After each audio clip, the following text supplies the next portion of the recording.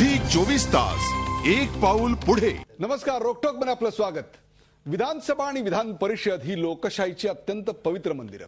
जनतेचे प्रतिनिधी म्हणून लोकशाहीचा गाडा हाकणाऱ्या लोकप्रतिनिधींनी या मंदिराचं पावित्र्य राखणं अपेक्षित असतं।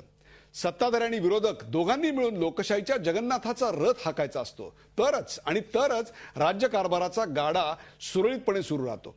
मात्र ज्यावेळी सत्ताधारी आणि विरोधक एकमेकांसमोर उभे राहतात आणि दोघंही परस्पर विरुद्ध बाजूनं हा रथ हाकायला सुरुवात करतात, त्यावेळी रथाचा प्रवास तर थांबतोच, पण त्याहीपेक्षा सत्ताधारी आणि विरोधकांमध्ये वितुष्ट निर्माण व्हायला सुरुवात होते। त्यातूनच मग अर्वाच्य भाषा वापरणं, भान सुटणं, असंसदीय शब्दांचा वापर होणं यासारख्या प्रकारांना सुरुवात होते। आजही तेच झालं।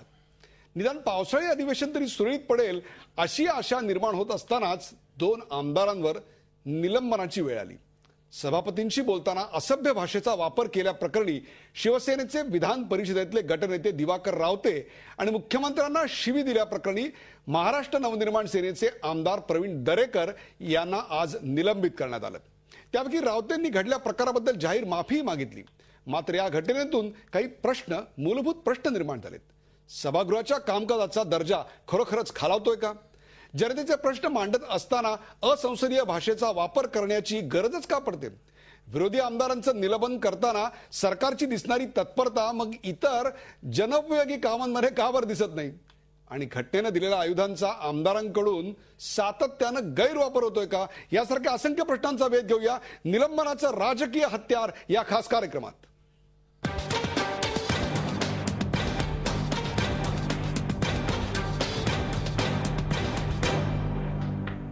निलंबनाचं राजकीय हत्यार या कार्यक्रमात आज माझ्या सोबत आहेत प्रवीण दरेकर ज्यांच्यावर आज निलंबनाची कारवाई करण्यात आली ते महाराष्ट्र नवनिर्माण सेनेचे आमदार प्रवीण दरेकरजी आपलं स्वागत।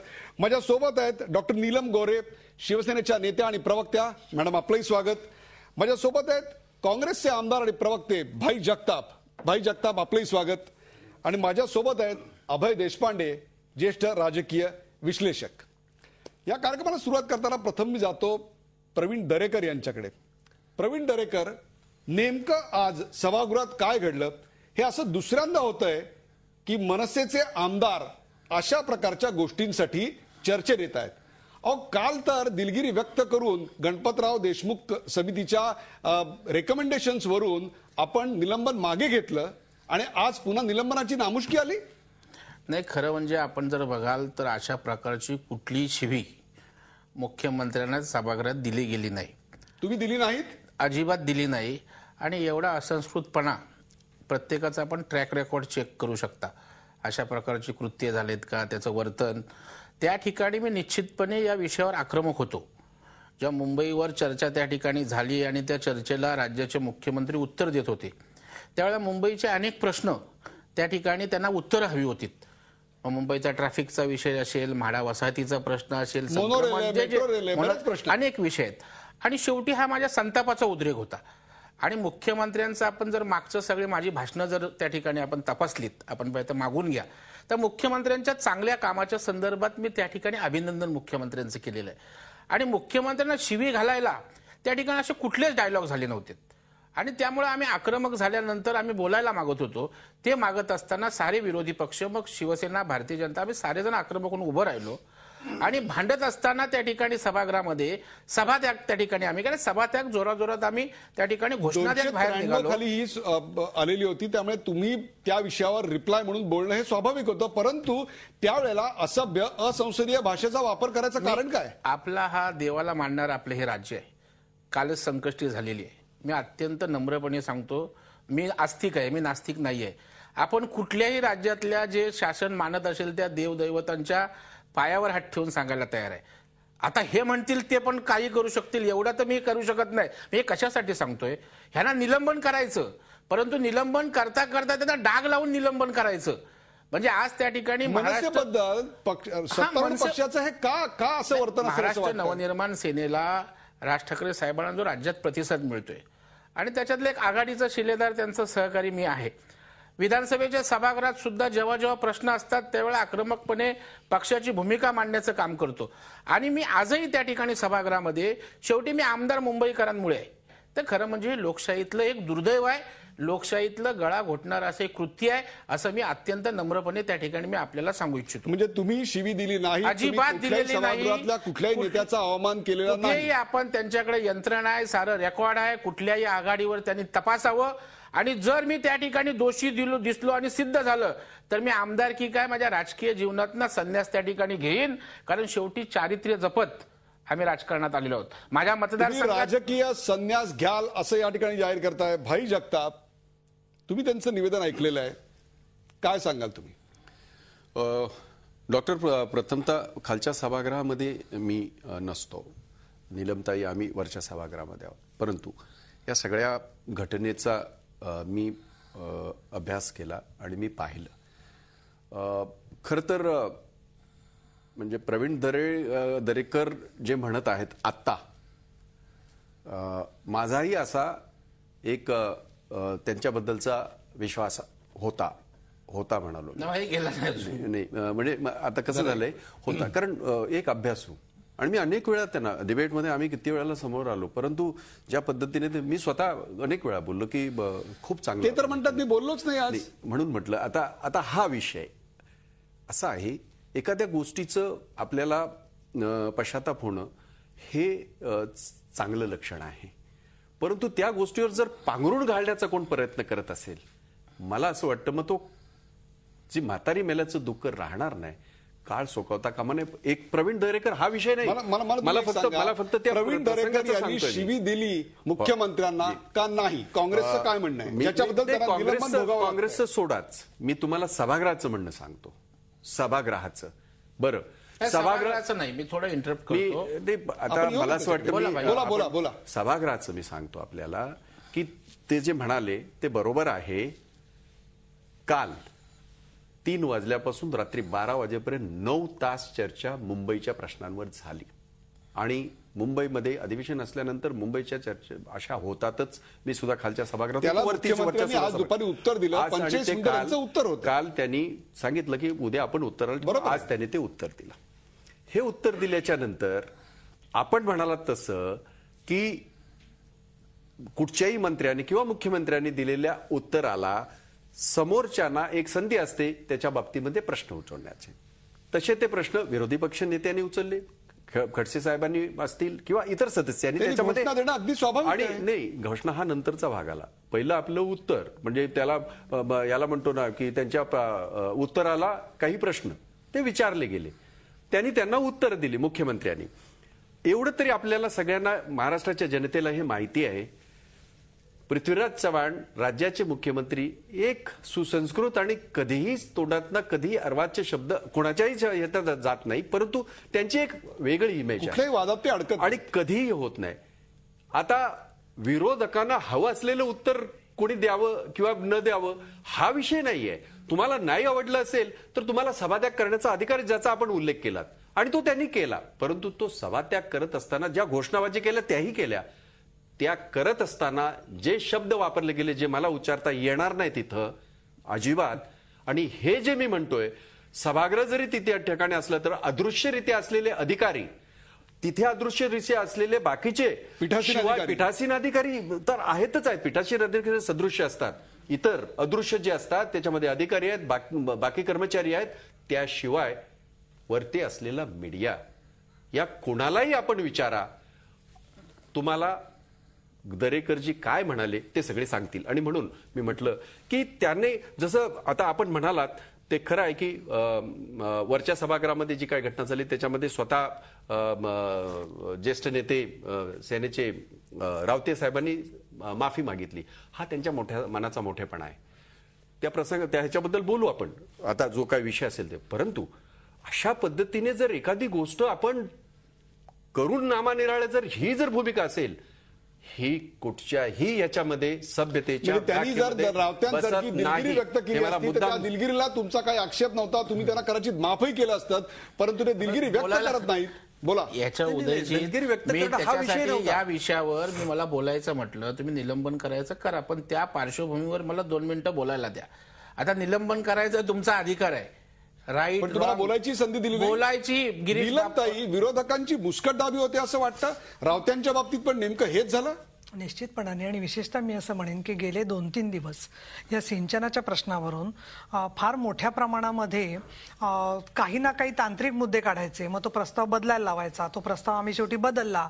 आमचा हेतू हा होता की सिंचनाच्या संदर्भात कोर्टात याचिका चालू असतील, परंतु आता जरी दुष्काळातून आपण थोडे बाहेर पडत असलो तरी परत सप्टेंबर-ऑक्टोबर नंतर प्रत्येक जिल्ह्याच्या मध्ये आज पाण्याच्या प्रश्नावरून वादंग चालू आहे. अशा वेळेला सिंचनाच्या प्रश्नामध्ये घोटाळे केले ते कोण जबाबदार आहे कोण नाही हा एक भाग झाला, परंतु जनतेच्या पर्यंत पाणी पोहोचवण्याच्या दृष्टिकोनातून पुढच्या वर्षभरामध्ये काय पावलं उचलली जाणार आहेत हा सुद्धा त्या सिंचनाच्या प्रस्तावाचा भाग होता. आणि मला असं वाटतं की सर्वच सभासदांना आमची अपेक्षा होती की त्या विषयाच्या मध्ये रस असेल. परंतु इथे मला स्पष्ट सांगायला पाहिजे की सन्माननीय सभापतींनी ज्याला आम्हाला सांगितलं की राज्यपालांच्या निर्देशाचा उल्लेख तुम्ही करू नका, आम्ही तो बदलला. परंतु स्वतः अनेक सभासद मंत्री येऊन जेव्हा सांगतात आणि विधिमंडळाच्या सचिवालयाने सांगितलं की कोर्ट कमिट असलं तरी सुद्धा तुम्ही चर्चा करू शकता जोपर्यंत त्याचा निकाल लागत नाही किंवा कोर्टाने या संदर्भामध्ये विधिमंडळात चर्चा करू नका असं सांगितलेलं नसेल तर तुम्ही चर्चा करू शकता. शेकडो गोष्टींवर चर्चा विधिमंडळात या पद्धतीने होत असते. किंबहुना विधिमंडळामध्ये फार मोठा एक असा वैचारिक प्रवाह आहे, इतिहास आहे की ज्याच्यामध्ये विधिमंडळ सर्वोच्च का न्यायालय सर्वोच्च, आणि ज्या ठिकाणी असा प्रश्न येतो कायदे बदलाचा त्या ठिकाणी नेहमी यामधून एक मध्यम मार्ग काढण्याचा आमचा प्रयत्न असतो. माझं म्हणणं असं आहे की एरवी एक नेहमी आक्षेप असतो की विधिमंडळामध्ये विरोधक कामकाजच चालू देत नाहीत, आणि जर का असा झाला प्रकार की असमाधानकारक उत्तर आलं आणि घोषणा झाल्या, सभात्याग झाला की नेहमी म्हटलं जातं की तुम्ही तास वाया घालवता, सरकारची चर्चेची तयारी आहे. SITच्या वेळेला नागपूर अधिवेशनामध्ये ज्याला झालं त्या सरकारची चर्चेची तयारी पण तुम्ही चर्चा करत नाही. परंतु इथे सत्ताधारी पक्षाच्या पैकी खास करून राष्ट्रवादी काँग्रेसचे जे आमदार होते त्यांनी एक संपला की दुसऱ्याने हरकत घ्यायची, दुसऱ्याने संपलं की तिसऱ्याने हरकत घ्यायची. हरकत घ्यायचा प्रत्येकाचा अधिकार आहे, आम्ही समजू शकतो. परंतु दुर्दैवाने सभापती आणि उपसभापती यांनी आमचे विरोधी पक्षनेते विनोद तावडे असतील, रामदास कदम असतील, आमचे दिवाकर रावते असतील, हे बोलायला उभं राहिल्यानंतर त्यांना 4 वाक्य सुद्धा पूर्णच करू द्यायची नाही. आणि हा अनुभव मी सुद्धा घेतलेला आहे. विरोधकांची मुस्कटदाबी पाशवी बहुमताच्या बळावर करण्यात आली. वरच्या आणि खालच्या सभागृह मिळून मनसे आणि शिवसेना यांची निलंबनाच्या बाबतीतली युती आपल्याला पाहायला मिळाली होती. आणि त्याच विषयावर मी आता जाणार आहे अभय देशपांडे यांच्याकडे. अभय देशपांडे, इतिहास काय सांगतो? किती आमदारांचं यापूर्वी निलंबन झालं होतं, त्याची कारणं काय होती आणि यावेळच्या निलंबनाची नेमकी कारणं काय तसं आपल्याला वाटतं? नाही, निलंबनाचं मला वाटतं निलंबनाची पण परंपरा आहे महाराष्ट्राला. म्हणजे 1964 साली जांबुवंतराव धोटे मला वाटतं ते फार गाजलेलं होतं आणि कायमचं सदस्यत्व ज्यांचं निलंबित झालं ते एकमेव प्रकरण होतं. त्यांनी आपल्या माईकची मोडतोड करून अध्यक्षांच्या दिशेने पेपरवेट फेकला होता आणि त्यांचं सदस्यत्व कायमचं निलंबित करण्यात आलं होतं. आता त्या घटनेपासून आतापर्यंत जवळपास विधानसभेच्या आणि विधान परिषदेच्या जवळपास 300 आमदारांचं सदस्यत्व वेगवेगळ्या कारणासाठी निलंबित करण्यात आलंय. अर्थात ती कारणं पण बदलत गेली. म्हणजे सुरुवातीच्या काळात अगदीच म्हणजे संयुक्त महाराष्ट्रासाठी आंदोलन होत होती, त्याचा निषेध करण्यासाठी एकाच वेळी 40 आमदारांचं निलंबन झालेलं आहे. पण त्याची कारणं आत्ताची जी कारणं आहेत त्याच्याशी मला वाटतं तुलना करता येणार नाही. तेव्हा महाराष्ट्रासाठी निलंबन होत होतं. नाही, आता जनतेच्या प्रश्नासाठी बऱ्याच वेळा नाही, जनतेच्या प्रश्नासाठी अनेकदा विरोधक आक्रमक भूमिका घेतात नाही असं नाही, परंतु त्यातली कटुता जो बिटरनेस आहे सत्ताधारी आणि विरोधकातला तो अलीकडच्या काळामध्ये खूप वाढलेला आहे. म्हणजे मी तुम्हाला 2009 पासूनच्या या विधानसभेचं म्हणजे आता विद्यमान जी विधानसभा आहे आपली तिचं उदाहरण द्यायचं झालं तर 52 आमदारांचं निलंबन झालंय मागच्या 4 वर्षात. म्हणजे हे निलंबन जे आहे ते सत्ताधारी आणि विरोधकांमधल्या जो तणाव आहे त्याचं एक मला वाटतं द्योतक आहे. आजच्याच घटनेबद्दल सांगायचं झालं तर आजच्या घटनेच्या वेळेस मगाशी भाईंनी सांगितलं की आम्ही विधान परिषदेचे असतात त्यामुळे त्यांनी प्रत्यक्षदर्शी नव्हते, परंतु त्यावेळेस सभागृहात ज्यावेळेस चर्चा झाली चर्चेच्या उत्तरामुळे विरोधकांचं समाधान नाही झालं. होतं, बऱ्याच वेळेस होतं, विरोधकांना ती नेहमीची उत्तरं ऐकून कंटाळा येतो. त्यावेळेस ते बाहेर जाताना अनेकदा हा प्रकार होतो की विरोधक जेव्हा सभात्याग करतात घोषणा देत तेव्हा सत्ताधारी बाकावरनं त्यांना हुटआउट करण्याचे प्रकार होतात. ते बऱ्याच वेळेस घडतं. आणि त्याची प्रतिक्रिया म्हणून अनेकदा चकमकी उडतात. पण ह्या चकमकी उडाल्या तरी मला वाटतं की शब्द वापरताना आपण विधिमंडळात आहोत याचं भान थोडं ठेवलंच पाहिजे. तुमचा उद्वेग किती असला, संताप कितीही सात्विक असला तरी तो सात्विक शब्दात व्यक्त झाला पाहिजे हे नक्की. आता रावते यांच्या संदर्भात सांगितलं तर तो जी घटना घडली ती सभापतींच्या दालनात घडली आता नेमकी घटना काय घडली माहित नाही. रावतेंनी स्वतः त्याचं डिनायल केलं की मी असं त्यांचा अपशब्द वापरला नाही, परंतु त्यांनी त्याच वेळी जर अध्यक्षांना सभापतींना माझ्या विधानामुळे कुठे दुःख झालं असेल तर त्यांनी दिलगिरी पण व्यक्त केली आहे. मला वाटतं प्रवीण दरेकरांकडून कळत नकळत जरी असं झालं असेल किंवा त्यांनी आपला उद्वेग म्हणून व्यक्त केला असेल तरी त्यांनी तिथे त्या जागेवर विधिमंडळात झालंय त्याबद्दल त्यांनी दिलगिरी व्यक्त करण्यात काही चुकीचं नाही. दिलगिरी व्यक्त केली असती पण मला बोलायला तर दिलं पाहिजे. मला जे काय म्हणणं मांडायचं होतं. बरोबर. आपल्याकडे निलंबनाची कारवाई मी येतो, परंतु आता निलमताईंना एक अत्यंत महत्वाचा प्रश्न विचारायचा आणि तो म्हणजे निलमताई, सभ्य भाषेत संसदीय आयुध वापरून सभागृहाच्या पटलावर प्रश्न मांडता येत नाहीत जनतेचे म्हणून आमदारांचा तोल सुटत चाललाय. कारण दिवाकर रावते हे एक सभ्य, शांत आणि त्याहीपेक्षा आक्रमक अशा स्वरूपाचे आमदार आहेत. नाही, मुद्दा असा आहे की गेले 3 दिवसच नव्हे, हा सिंचनाचा प्रश्न आला की सरकारचा एवढा का थरकाप होतोय हा आमच्या समोर प्रश्न आहे. आणि दुसरं असं की प्रत्येक वेळेला चर्चा कुठे होईल, ज्या वेळेला आम्ही आक्षेपार्ह काही बोलू त्याच्यानंतर चर्चा होईल. इथे प्रकार असा आहे की कधी कोर्टाचं कारण सांगून, कधी त्याच्यामध्ये प्रत्येक वाक्यावर हरकत मागून हरकत घेऊन मुद्दा समोरच्या माणसाला 10 मिनिटंही मांडूच द्यायचा नाही. आणि हे सगळं दुर्दैवाने मी असं म्हणेन की उपमुख्यमंत्री सभागृहात असताना त्यांच्या समोर अगदी ठरवून प्रत्येक वेळेला तेच मुद्दे करणं वगैरे हा जो प्रकार चालतो, मला खरं सांगायचं तर हे अतिशय केविलवाणी धडपड वाटते की स्वतःची बाजू सावरण्यासाठी जेव्हा माणसाला आत्मविश्वास नसतो, बौद्धिक क्षमता नसते किंवा कुठेतरी काहीतरी माणसाला स्वतःचा आत्मविश्वास नसतो, त्याच वेळेला माणूस अशा हुकुमशाहीच्या साधनाचा उपयोग करतो.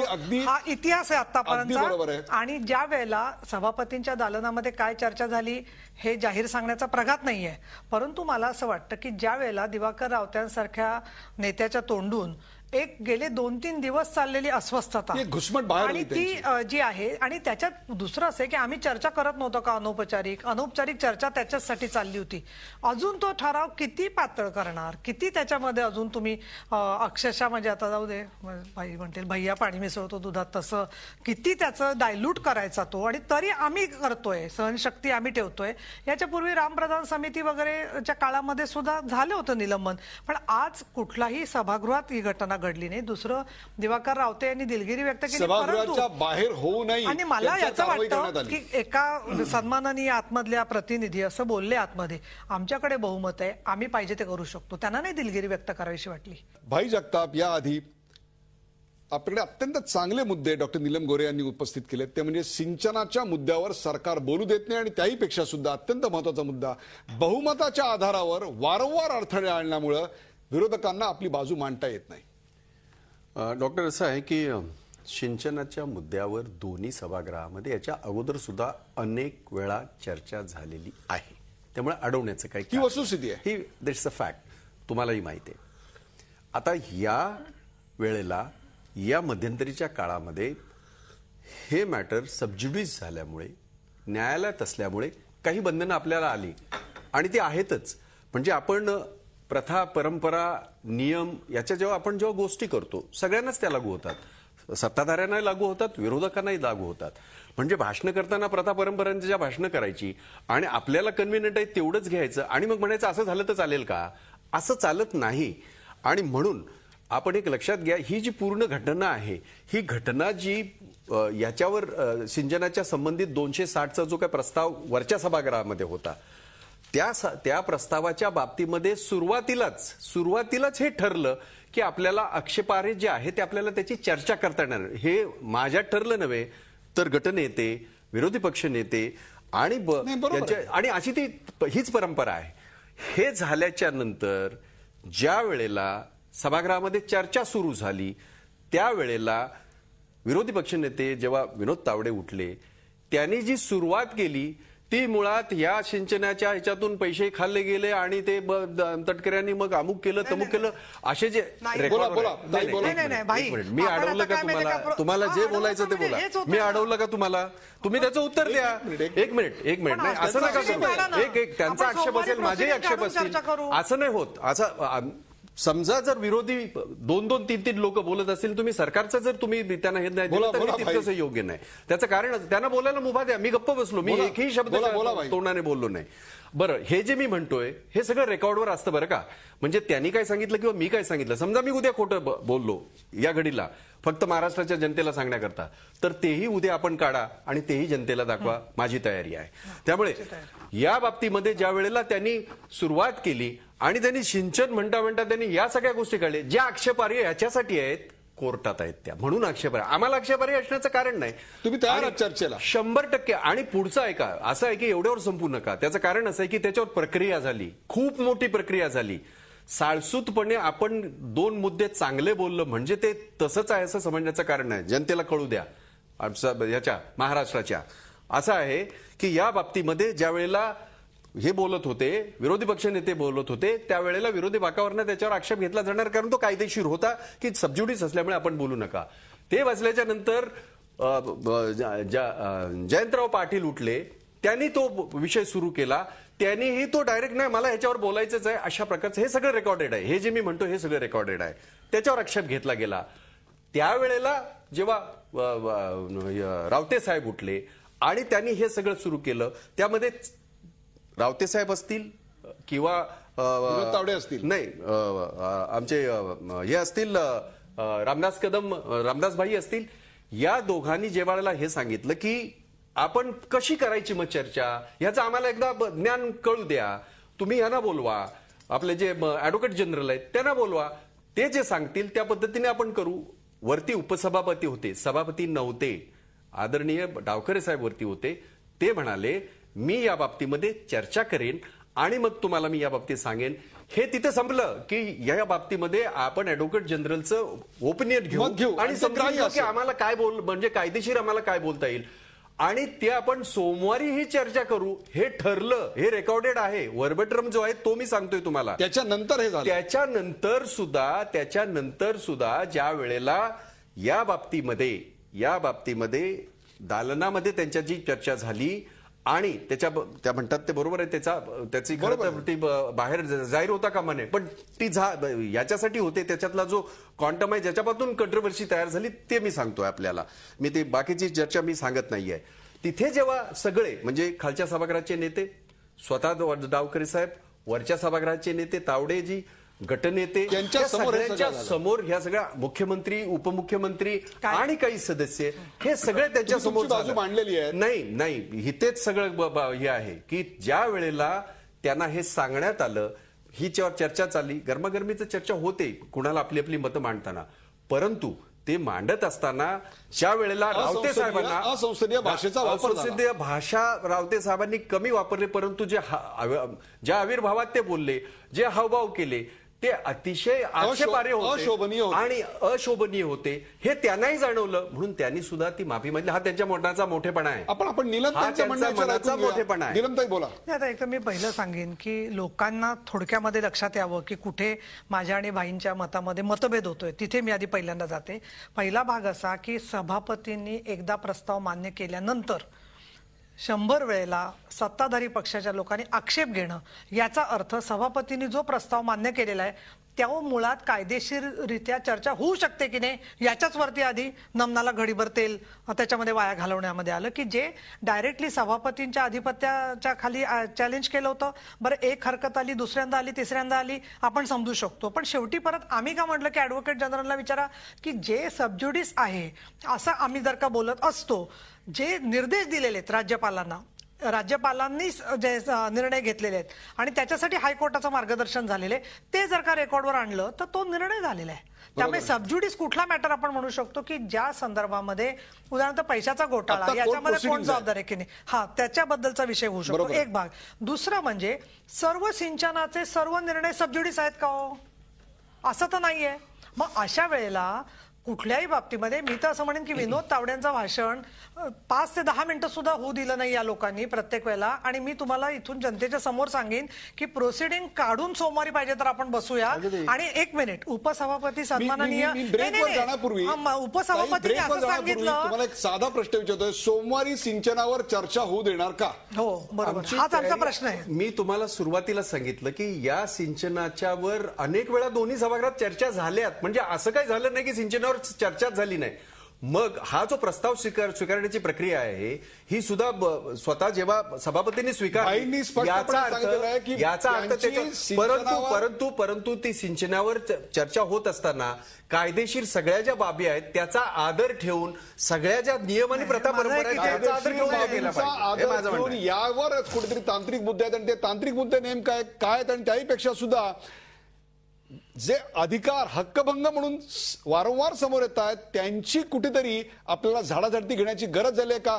पहिला प्रश्न घेऊन येतोय अभय देशपांडे यांच्याकडे. अभय देशपांडे, काल तर आमदारांचं निलंबन मागे घेण्यात आलं, त्यांची दिलगिरी स्वीकारण्यात आली. तुम्हाला माहिती आहे गणपतराव देशमुख कमिटी त्याकरता अपॉइंट केलेली होती. त्यांनी जे काही सुचवलं होतं ते मान्य करण्यात आलं. परंतु आज पुन्हा असं घडलं. वारंवार हे असं होतंय, माफी मिळते म्हणूनच विशेषाधिकारांच्या गैरवापराला एकदा जर सडकून शिक्षा झाली तर याला आळा बसेल असं वाटतं आपल्याला?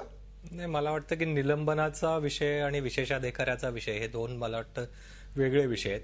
एक या संदर्भात सांगावं लागेल, मगाचा मी एक उल्लेख करतो मुद्दा म्हणून, की न्यायप्रविष्ट बाबींवर सभागृहामध्ये चर्चा होऊ शकते की नाही. कौल शगदर नावाचं पुस्तक जे आपल्याकडे संसदीय कार्यपद्धतीमध्ये भगवद्गीतेप्रमाणे वापरलं जातं, या पुस्तकामध्ये न्यायप्रविष्ट बाबींवर चर्चा होऊ शकते अशी अनेक उदाहरणं सापडतील आणि होऊ शकणार नाही असेही दाखले सापडतील.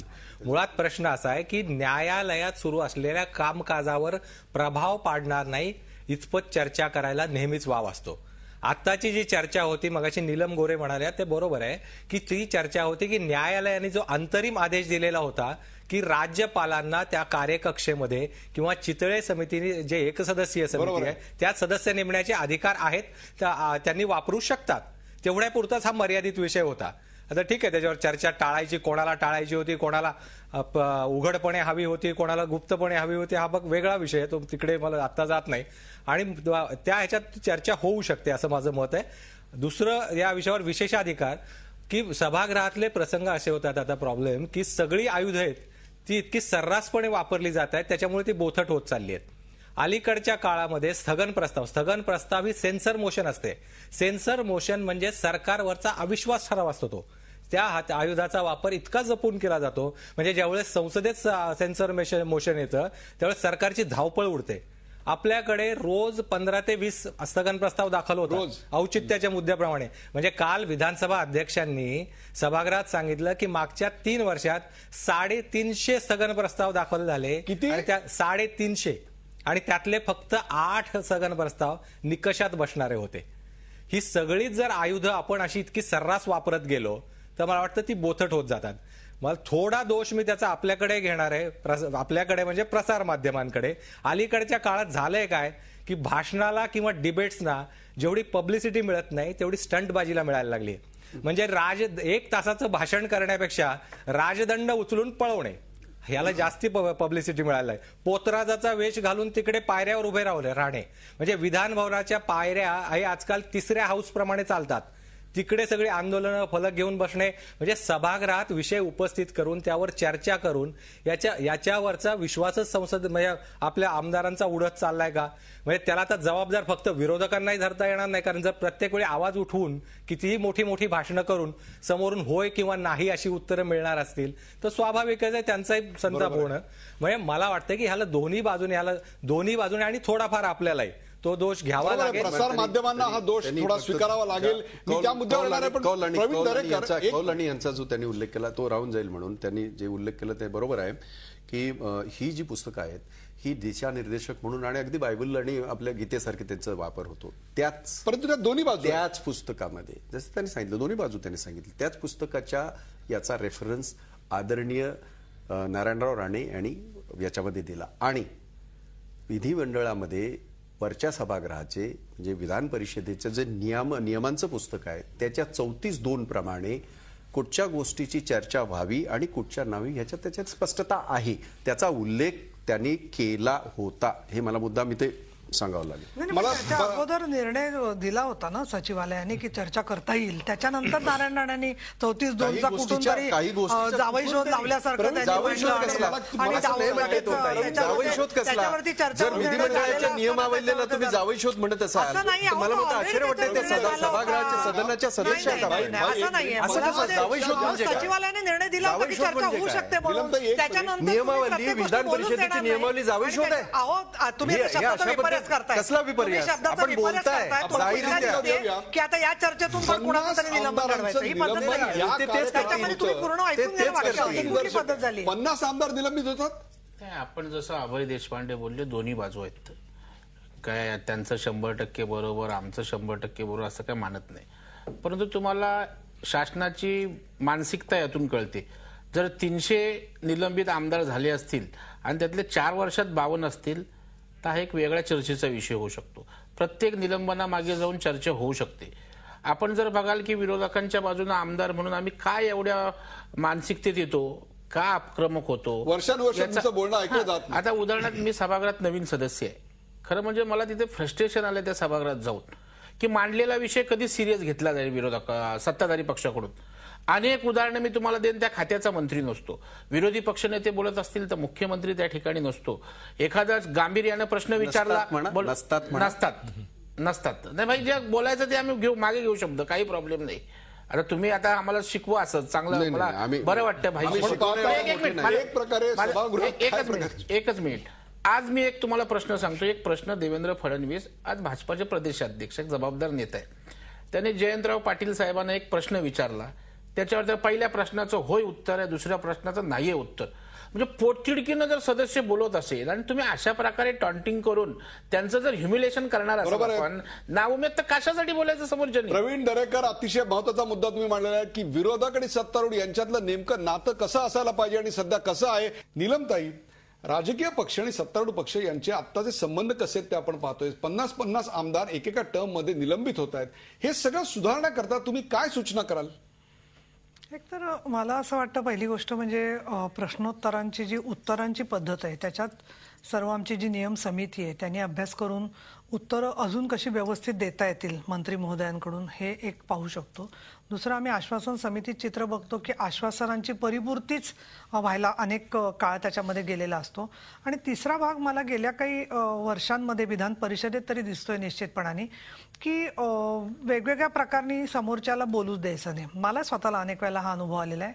शब्दाचा विपर्यास केला जातो आणि तो विपर्यास करून काही वेळेला असंही होतं की वेळ मिळत नाही. शेवटी जे सदस्य बोलतात त्यांना वेळ मिळत नाही. त्यामुळे त्यांच्या मनात एक नैराश्य येतं की आम्हाला याच्यात वेळ कसा मिळणार. आणि सभागृहाच्या कामकाजाच्या वेळाच्या मर्यादा असल्यामुळे त्यांचा तो बिझनेस जो असतो, जे त्यांचं कामकाज असतं ते होऊ शकत नाही. मला तर आठवते की मी जेव्हा नवीन आमदार होते त्याला पूर्णपणे तयारी करून आपण त्या लक्षवेधीची आणि प्रश्नाची वाट बघत राहायची आणि दिवसभरामध्ये लक्षात यायचं की त्या विषयाला पुढे ढकललं जाणार आहे कामकाज जे आहे ते.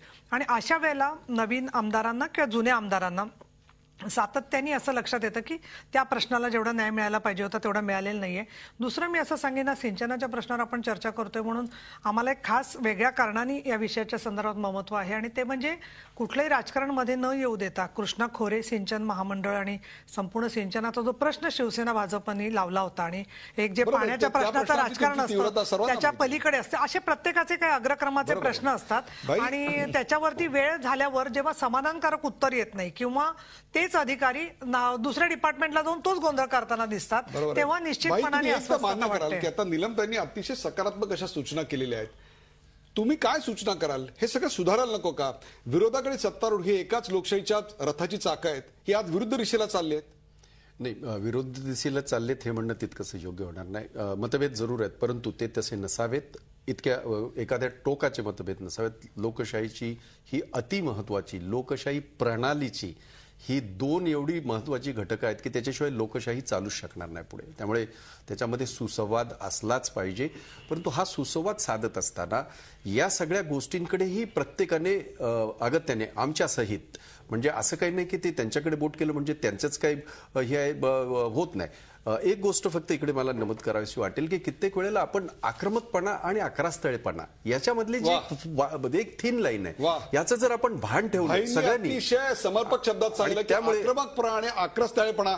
या कार्यक्रमाचा शेवट करताना मला जायचंय अभय देशपांडे यांच्याकडे. अभय देशपांडे, काय सांगाल तुम्ही? इतके वर्ष अनेक विधानसभा पाहिलेल्या आहेत, काय सांगाल तुम्ही? हे सगळं सुधारण्याकरता काय करावं लागेल? मला वाटतं की सरकारने थोडंसं विधिमंडळाकडे गांभीर्यानं पाहणं गरजेचं आहे, कारण आजकाल सरकारसाठी विधिमंडळ अधिवेशन ही औपचारिकता बनत चाललेली आहे. पूर्वी अपवादात्मक परिस्थितीमध्ये अध्यादेश काढले जायचे आणि बहुतांश विधेयकं ही विधिमंडळात चर्चा होऊन त्याचे कायदे मंजूर व्हायचे. आजकाल सरकार अध्यादेश सरसकट काढतं, अधिवेशन 2 दिवसावर आलेलं असतानाही अध्यादेश काढतं आणि नंतर तो अध्यादेश संमतीसाठी सभागृहात येतो. कायदा आधीच अंमलात आलेला असतो. आपण डान्स बारचा जो कायदा आपला सुप्रीम कोर्टाने रद्दबातल ठरवला, त्यात त्रुटी राहिल्या होत्या. हा कायदा भले एकमताने मंजूर झाला असेल, पण त्यावर जी चर्चा झाली असती, अभ्यासू भाषणं झाली असती, तर ह्या त्रुटी कदाचित निघून गेल्या असत्या. हीच बाब आपल्याला बाकीच्याही कायद्याच्या बाबतीत असते. हे कायदे मंडळे कायद्यावर अधिक गांभीर्याने तिकडे चर्चा व्हायला हवी. विरोधक आणि सत्ताधाऱ्यांमध्ये जो अतिशय कटुतेचे आजकाल संबंध आहेत, ते मला वाटतं जुळवले पाहिजे. चहापानावर बहिष्कार हे आयुध इतकं सर्रासपणे, म्हणजे सरकार आलं त्यावेळेस एक चहापान आणि सरकारी निवडणुकीचं अर्धीचं एक चहापान, अशी एक पद्धत मध्यंतरीच्या काळात सुरू झालेली आहे. चहापान तुमचा कितीही विरोध असला तरी अधिवेशनात अग्रक्रमाने घ्यायचे विषय, जनतेच्या जिव्हाळ्याचे विषय, या विषयावर चर्चा करण्यासाठी, त्याच्या वेळा ठरवण्यासाठी, त्याचे प्राधान्य ठरवण्यासाठी हे आवश्यक आहे. तोच एवढा सुसंवाद विरोधक आणि सत्ताधाऱ्यांमध्ये राहिला पाहिजे. विशेषाधिकाराचा जो मगाचा मुद्दा राहिला, त्याबाबत सांगेल की हे विशेषाधिकार ब्रिटिश पार्लमेंटकडून आपण घेतले, ते आजपर्यंत जसेच्या तसेच आहेत. विशेषाधिकाराबाबत आता काही मर्यादित गोष्टीत हे अधिकार असले पाहिजेत, याबद्दल कुठलाही वाद नाही. कारण विधिमंडळाचे विशेषाधिकार आणि कोर्टाला असलेले कंटेम्प्टचे अधिकार हे काही प्रमाणात असलेच पाहिजे. परंतु प्रोटोकॉल आणि प्रिव्हिलेजेस याच्यामध्ये गल्लत झाल्यामुळे, प्रोटोकॉल आणि प्रिव्हिलेज याच्यामध्ये गल्लत होता कामा नये, अशा प्रकारचे विचार अभय देशपांडे यांनी मांडलेले त्या सोडवल्या पाहिजे. प्रेक्षक, आपण पाहताय की विधानसभा असेल, विधान परिषद असेल, या दोहोंचं कामकाज सध्याच्या राजकारणाचं एक प्रतिबिंब असतं. ते राजकारण अत्यंत मलिन झालेलं आहे. याचं एकमेव कारण म्हणजे सत्तारूढ पक्ष आणि विरोधी पक्ष यांच्यामध्ये कुठलाही सुसंवाद नाही. विरोधी पक्षांना वाटते जनतेचे प्रश्न मांडता येत नाहीत, तर विरोधी पक्ष अनेक बाजूंचा सहारा घेत ते मांडत असतात आणि त्याहीपेक्षा सुद्धा तांत्रिक बाजूंचा आधार घेत सत्तारूढ पक्ष स्वतःच्या पाशवी बहुमताच्या बळावर ते कुठेतरी दाबत असतात. हे चित्र लवकरात लवकर बदलायला हवं. या निवडणुकीच्या आधीचं हे अधिवेशन या कारणांकरता गाजलं, हे महाराष्ट्राचं खऱ्या अर्थानं दुर्दैव. असे प्रसंग आणि अशा प्रसंगांवर चर्चा करण्याची वेळ पुन्हा माध्यमांवर येऊ नये, एवढीच विनंती या तिन्ही पक्षाच्या सदस्यांना करतो. या कार्यक्रमात सहभागी झाल्याबद्दल चारही मान्यवरांचे आभार. झी 24 तास, एक पाऊल पुढे.